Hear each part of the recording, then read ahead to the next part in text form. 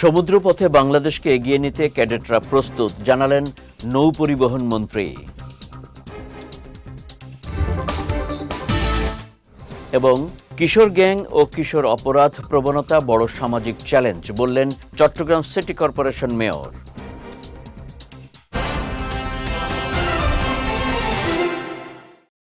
আসসালামু আলাইকুম। চট্টগ্রাম সংবাদে আমন্ত্রণ জানাচ্ছি আমি কনুজ শিকদার। শুনছিলেন শিরোনাম, এবারে বিস্তারিত।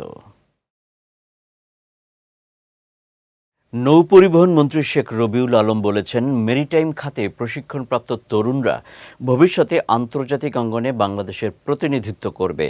তারা সমুদ্রপথে বাংলাদেশকে এগিয়ে নিতে প্রস্তুত রয়েছে। সকালে চট্টগ্রাম মেরিটাইম ইনস্টিটিউটে ২৮তম ব্যাচের পাসিং আউট প্যারেড অনুষ্ঠানে প্রধান অতিথির বক্তব্যে তিনি এই মন্তব্য করেন। কারিগরি শিক্ষার গুরুত্ব তুলে ধরে মন্ত্রী আরও বলেন, একমাত্র একাডেমিক সার্টিফিকেট ভিত্তিক শিক্ষা অনেক সময় বেকারত্ব তৈরি করে। এর বিপরীতে দক্ষতা ভিত্তিক শিক্ষা কর্মসংস্থানের পথ খুলে দেয়। অনুষ্ঠানে নৌ পরিবহন মন্ত্রণালয়ের প্রতিমন্ত্রী মোহাম্মদ রাজীব আহসান, নৌ পরিবহন মন্ত্রণালয়ের সচিব জাকারিয়া, চট্টগ্রাম বন্দর কর্তৃপক্ষের chairman rear admiral SM. Moniruzzaman, Bangladesh shipping কর্পোরেশনের ব্যবস্থাপনা পরিচালক কমোডর মাহমুদুল মালেক সহ অনেকে উপস্থিত ছিলেন। বর্তমান সময়ে কিশোর গ্যাং ও কিশোর অপরাধ প্রবণতা একটি বড় সামাজিক চ্যালেঞ্জ উল্লেখ করে এই সমস্যা মোকাবেলায় শিক্ষা প্রতিষ্ঠান ও অভিভাবকদের সমন্বিতভাবে কাজ করার আহ্বান জানিয়েছেন city mayor doctor Shahadat Hossain. সকালে নগরীর হাতেখড়ি সিটি কর্পোরেশন স্কুল অ্যান্ড কলেজের ২০২৬ সালের এসএসসি পরীক্ষার্থীদের বিদায় সংবর্ধনা ও সাংস্কৃতিক অনুষ্ঠানে প্রধান অতিথির বক্তব্যে তিনি এই আহ্বান জানান। এ সময় তিনি শিক্ষা প্রতিষ্ঠানগুলোকে নৈতিক শিক্ষা জোরদার করার পরামর্শ দেন। পাশাপাশি অভিভাবকদের সন্তানদের চলাফেরা, বন্ধুবান্ধব ও আচরণের প্রতি আরও সচেতন হওয়ার আহ্বান জানান Chattogram city corporation mayor. Chattogram city কর্পোরেশনের প্রধান শিক্ষা কর্মকর্তা কিসেঞ্জার চাকমার সভাপতিত্বে অনুষ্ঠানে শিক্ষক, শিক্ষিকা, অভিভাবক ও বিপুল সংখ্যক শিক্ষার্থী উপস্থিত ছিলেন। চট্টগ্রামের মিরসরাইয়ে সালিশি বৈঠকে হামলার ঘটনায় শফিউল আলম নামে এক কৃষক নিহত হয়েছেন। শুক্রবার খৈয়াছড়া ইউনিয়নের উত্তর আমবাড়িয়া এলাকায় তার নিজ বাড়িতে এই ঘটনা ঘটে। পুলিশ জানায়, বৃহস্পতিবার নিহতের বড় ভাইয়ের প্রতিবন্ধী ছেলে ফকির আহমেদের সঙ্গে কথা কাটাকাটির জেরে একই এলাকার রিপন নামের এক যুবক তাকে মারধর করে। সেই ঘটনাকে কেন্দ্র করে শুক্রবার শফিউল আলমের বাড়িতে ঘটনার মীমাংসার জন্য সালিশি বৈঠক বসে। পরে বৈঠকে কথাবার্তার এক পর্যায়ে প্রতিপক্ষের হামলায় শফিউল আলম নিহত হন। মিরসরাই থানার ভারপ্রাপ্ত কর্মকর্তা ফরিদা ইয়াসমিন জানান, নিহত ব্যক্তির পরিবারের পক্ষ থেকে এখনও কোনো লিখিত অভিযোগ পাওয়া যায়নি। এ বিষয়ে পুলিশ আইনগত ব্যবস্থা নেবে বলেও জানান তিনি।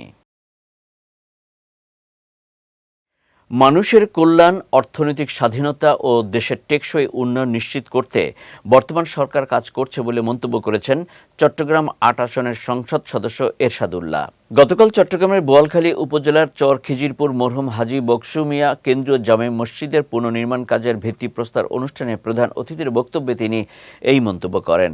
মসজিদের মোতওয়াল্লি ও পরিচালনা কমিটির সভাপতি রফিক আহমদ সওদাগরের সভাপতিত্বে ও নুরুল আফসারের সঞ্চালনায় অনুষ্ঠানে উপস্থিত ছিলেন মাওলানা নূর মোহাম্মদ সিদ্দিক, জেলা বিএনপির সিনিয়র যুগ্ম আহ্বায়ক আজিজুল হক, দক্ষিণ জেলা বিএনপির সাবেক সদস্য সচিব মোস্তাক আহমেদ খান সহ অনেকে। চট্টগ্রাম সিটি কর্পোরেশনের সাবেক মেয়র ও মেয়র হজ কাফেলার চেয়ারম্যান মঞ্জুর আলম বলেছেন, সবর ও ধৈর্যের পরীক্ষাই হচ্ছে পবিত্র হজ।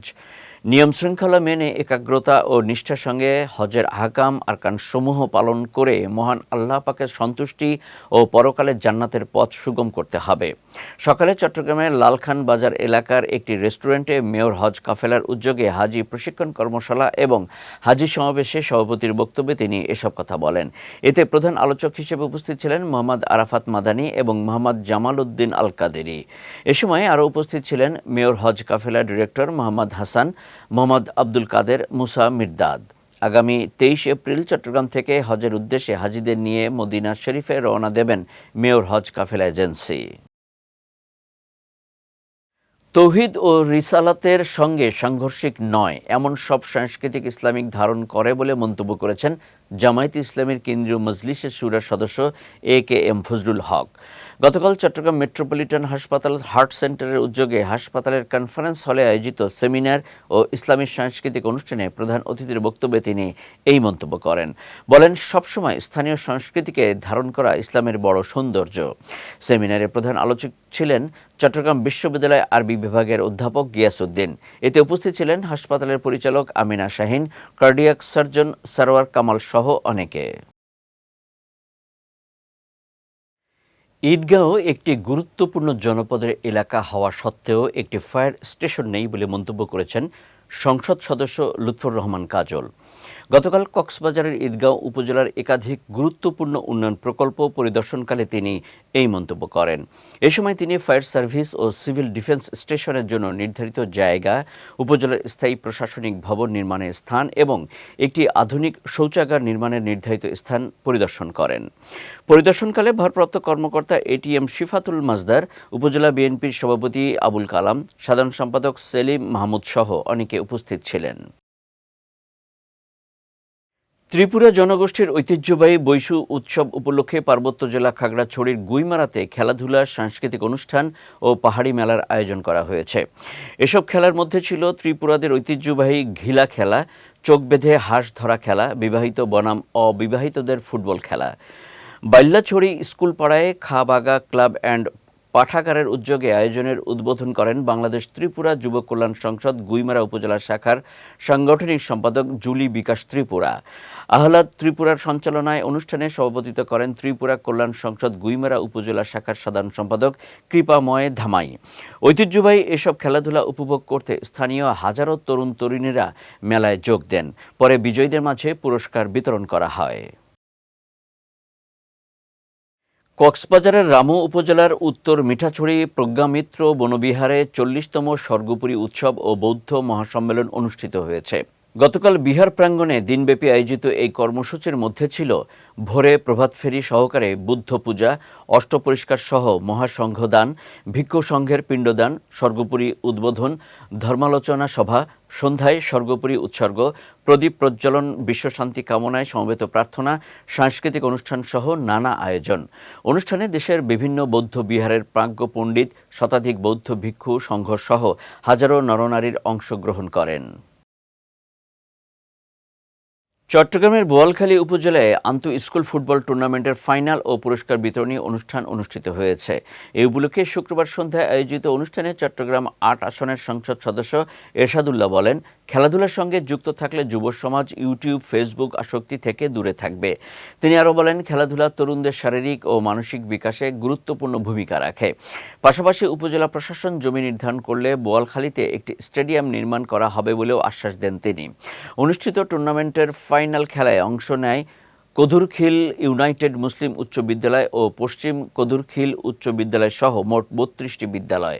সেখানে প্রতিদ্বন্দ্বীকে হারিয়ে চ্যাম্পিয়ন হওয়ার গৌরব অর্জন করে কদুরখিল ইউনাইটেড মুসলিম উচ্চ বিদ্যালয়।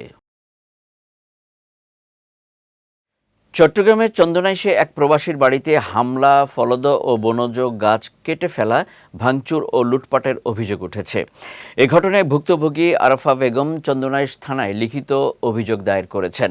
অভিযোগের বিবরণে জানা যায়, গত 15 এপ্রিল উপজেলার সাতবাড়িয়া ইউনিয়নের আরাফা বেগম বাড়ির বাইরে গেলে সিরাজুল ইসলাম ও তার ছেলে রিকন সহ অজ্ঞাত 10 থেকে 12 জন ফাঁকা বাড়িতে প্রবেশ করে। তারা প্রথমে আম গাছ, নারকেল ও সুপারি গাছ সহ বিভিন্ন ফলদ ও বনজ গাছ কেটে ফেলে এবং টিনের বেড়া ভাঙচুর করে। পরে বসতঘরের পেছনের দরজা ভেঙে ভেতরে ঢুকে আলমারি ভেঙে নগদ প্রায় 2 লাখ টাকা ও স্বর্ণালংকার লুট করে নিয়ে যায় দলটি। এদিকে এই ঘটনায় প্রশাসনের জরুরি হস্তক্ষেপ কামনা করে দোষীদের বিরুদ্ধে আইনানুগ ব্যবস্থা গ্রহণের দাবি জানিয়েছে ভুক্তভোগী পরিবার।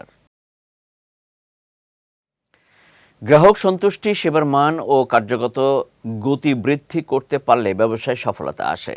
এক্ষেত্রে ব্যবসায়ীদের নৈতিকতার চর্চা প্রতিষ্ঠার উপর জোর দিতে হবে।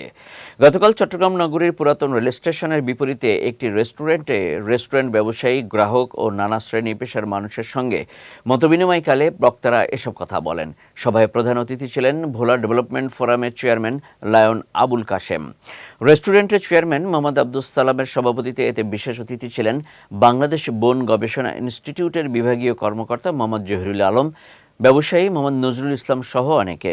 আয়োজকরা জানান, এ ধরনের অনুষ্ঠান পারস্পরিক সৌহার্দ্যপূর্ণ সম্পর্ক ও সামাজিক যোগাযোগ আরও বৃদ্ধি করে। চট্টগ্রামের পাহাড়তলীতে পৈতৃক সম্পত্তি দখলের চেষ্টা ও হুমকির অভিযোগ এনে সংবাদ সম্মেলন করেছে ভুক্তভোগী পরিবার। গতকাল বিকালে নগরীর একটি রেস্টুরেন্টের সংবাদ সম্মেলনের মাধ্যমে কাট্টলী ওয়ার্ডের মুরগির ফার্ম এলাকার বাসিন্দা মোহাম্মদ ফোরকান আলম এই অভিযোগ করেন। তিনি দাবি করেন, তার পৈতৃক সম্পত্তি তার জীবিত মা বিবি আয়েশার নামে নামজারি করা। খতিয়ানেও আমার মায়ের নাম রয়েছে, বর্তমানে আমার মা জীবিত আছে। জায়গাটি ভোগ দখলও আমরা আছি, নিয়ম মতে জায়গার খাজনা আমরা দিয়ে যাচ্ছি। গত দুদিন আগে আমাদের জায়গাটি সংস্কার করতে গেলে সংস্কারে বাধা প্রদান করে আমার জ্যাঠাতো ভাইয়েরা। এছাড়াও জায়গা ছেড়ে দেওয়া সহ এবং প্রাণনাশের হুমকিও দেয়। এ সময় এই ঘটনায় সুষ্ঠু বিচারের দাবি জানান তারা। চট্টগ্রাম সংবাদ শেষ করার আগে শিরোনামগুলো দেখে নিচ্ছি আরও একবার।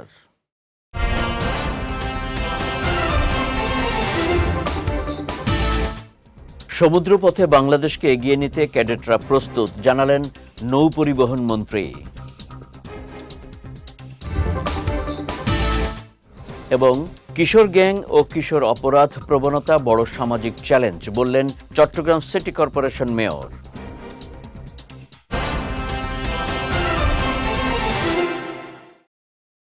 চট্টগ্রাম সংবাদ শেষে আজকের মতো আমি কনুজ শিকদার আপনাদের কাছ থেকে বিদায় নিচ্ছি। রাত 9টায় আমাদের পরবর্তী বিজয় রাতের সংবাদ দেখার আমন্ত্রণ রইল। এছাড়াও আজকের চট্টগ্রাম সংবাদের ভিডিও দেখতে পারেন আমাদের ইউটিউব এবং ফেসবুক পেজে। আমাদের ইউটিউব হলো youtube.com/bijtvofficial এবং আমাদের ফেসবুক পেজ হলো facebook.com/bijtvlimited। এতক্ষণ সঙ্গে থাকার জন্য ধন্যবাদ সবাইকে।